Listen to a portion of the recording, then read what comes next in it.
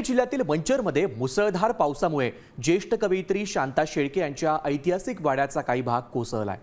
हा वाडा बऱ्याच काळापासून जीर्ण अवस्थेत होता, मात्र वेळेत दुरुस्ती न झाल्यानं ही दुर्दैवी घटना घडली आहे। या घटनेमध्ये सुदैवानं कोणतीही जीवितहानी झालेली नाही, मात्र महाराष्ट्राचा अमूल्य साहित्यिक वारसा धोक्यात आल्यानं साहित्यप्रेमींकडून चिंता व्यक्त केली जाते।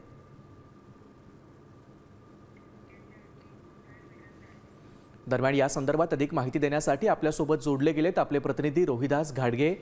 रोहिदास, आपण बघतोय की वेळेमध्ये दुरुस्ती न झाल्यानं ही घटना घडली आहे, काय अधिकची माहिती आहे? खरं तर मंचर शहरामध्ये ऐतिहासिक वारसा म्हणून कवयित्री शांता शेळके यांचा हा वाडा आहे आणि गेल्या 1 महिन्यापासून पावसाची संततधार सुरू आहे आणि या पावसामध्ये या वाड्याची भिंत कोसळली आहे। मात्र मागच्या काही काळामध्ये या वाड्याचं संवर्धन आणि जतन होणं गरजेचं होतं, मात्र तसं होताना दिसत नाही।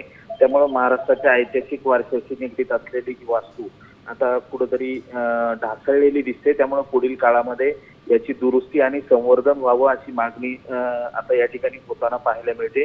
कारण या पद्धतीने या साहित्याचा वारसा या वाड्यामध्ये लाभलेला आहे आणि शांता शेळकेंची ही एक ऐतिहासिक वास्तू आहे आणि त्या वास्तूचं जतन पुढील काळात व्हावं ही मागणी होती।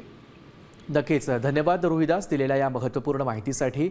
आपण पाहतोय की शांता शेळके यांचा जो शिरूरमधला वाडा आहे, मंचरमधला जो वाडा आहे, तो दुरुस्तीच्या अभावी आता पावसामुळे कोसळलाय। त्यामुळे आता शासनाने याकडे लक्ष देण्याची मागणी होते।